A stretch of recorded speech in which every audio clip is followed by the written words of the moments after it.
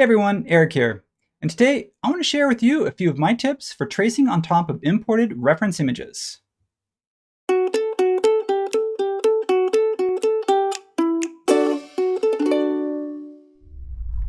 So you're probably thinking, what's the big deal? I'm just drawing lines on top of an image. Pretty straightforward.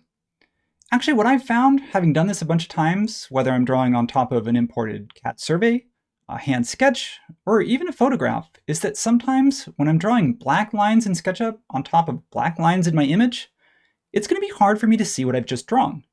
So I want to share with you some of my experience setting up custom styles and applying them to scenes to make the overall drafting process smoother. So let's get to it. As you can see here, I've already got a reference plan imported and scaled. I've also got it assigned to its own tag, so I can toggle it on and off. So now I'm ready just to start drawing over the top. Nothing fancy here, I'm just going to draw a few lines. And hopefully, to prove my point, the lines I've just drawn are kind of hard to see. Well, they are for me. I assume they are for you too. Now, of course, I could continue to go up here and toggle my reference image off and on and say, okay, yeah, that's how far I've got. Or I could maybe hover over the top and look for that endpoint to snap to. But for me, I like to go a little quicker than that, and I want to make sure that as I'm drafting, it's going as the whole process runs as efficiently as possible. The other thing, when I switch to the rectangle tool, you'll notice that if I go ahead and say draw a rectangle over the top of this table, I've actually lost what's underneath because a face automatically fills in over the top. But I've got more details I want to draw here. So let me show you how to set up some styles in order to be able to see not only my lines better, but also what's underneath the faces that fill in. Let's start by going up to View, and then Face Style, and X-Ray. So X-Ray does two things. It not only fades the image back a little bit, making the lines a little easier to see, but it also makes the faces transparent. So I can continue just to draft the details actually on top of the faces that are covering the reference plan. Of course, if I wanted to go a little bit further, I can also open up my styles. And if that black line still is difficult to see in some areas, we can actually go to Edit and change the line color itself. In this case, I like to use a hot pink. Of course, you can use any color you want as long as it contrasts with the plan that you're drawing on top of.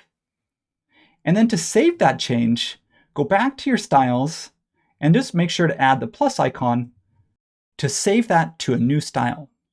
So now I can actually switch back and forth between the default style and my new tracing style. Now let's go ahead and apply that to a scene.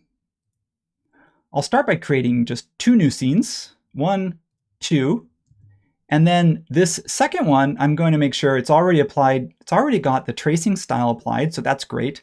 Going back to that first scene up here at the top or in your scenes window, however you like to do it, just go ahead and make sure that that default style is applied.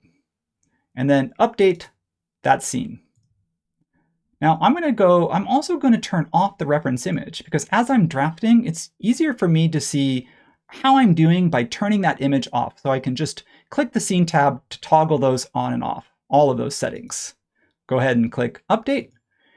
And now I can just go back and forth between my tracing scene with my tracing style applied and my default scene, which has the default style applied. So that's great. Now, the only problem here is, and let me show you, I'll give you an example here. Let's say my kitchen is looking good and I want to go and move over to this lounge area. Maybe I need to zoom in because I'm doing some details and I need to get a little closer so I can see where those edges are. Well, if I go back now at this point to the default scene, you can see it's going to take me back all the way to the front kitchen, where I left off in the kitchen. I don't really like that. I like to stay focused on the area that I'm working. So what I'll do is open up the little drop down in the scenes window and make sure that for both of these two scenes that I created, I'll disable the camera location for each. So now if I go back to say my drafting scene and continue to work on this lounge area a little bit, maybe draw a couch and my coffee table and the rug that this all sits in, now I can check really quickly. I can say, oh yes, that's coming together nicely. I like that. And same thing if I were to pop back to my drafting mode, and then maybe work on a table over here at any point in the time, no matter where you are. Because camera location is disabled, you can just go ahead and click between the two, and you're good to go. So you're probably thinking, yes, that's useful, but it's a little bit of work to set all that stuff up. I maybe don't want to do that every single time. And I don't blame you. I wouldn't want to do that every time either. I work with images a lot. And if I could set this up as a template, that would be really awesome. So let's actually do that. I'm just going to go ahead and erase everything that's in the model, but I'm not going to purge it, because the reason why is because I have these styles, the scenes, and my tag still in the model. And I want to save those as part of my template.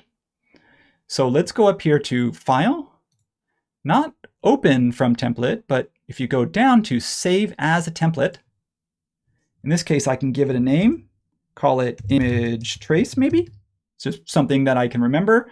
Now, if this is checked, you probably want to make sure this is not your default template, unless you only trace images. In this case, I do it every now and then, so I'm not going to set this as my default. I'm going to go ahead and hit Save.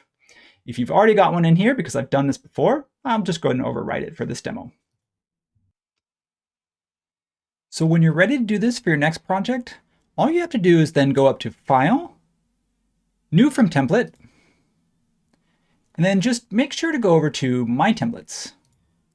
And here you can see the one that we just created together called Image Trace. I'll go ahead and click on that to launch it. And there it is. I actually have another image that I want to work on, so I'm just going to drag that in just to show you how easy it is to get up and running. Let's say I want to work on this little floor plan of this sketch that I did for a cabin concept. All I have to do from here is just, with the image selected, apply that image to the reference tag, and all the other settings will be there. So now I can switch back and forth between my trace mode and my default settings. And just to make that a little bit easier to see, I'll just throw some line work on top. I'm in my trace mode now. Maybe I'll do my kitchen table. Maybe I'll do a little living room sofa here. And obviously you get the idea. So I'll stop it there. So that's it for my tips for drafting on top of imported reference images. Hopefully you found something useful in this video. And as always, be sure to like, comment, and subscribe. We actually read the comments, so if you have either a better or a different way to do it, let us know, and we'll keep the conversation going there. Thanks as always, and see you next time.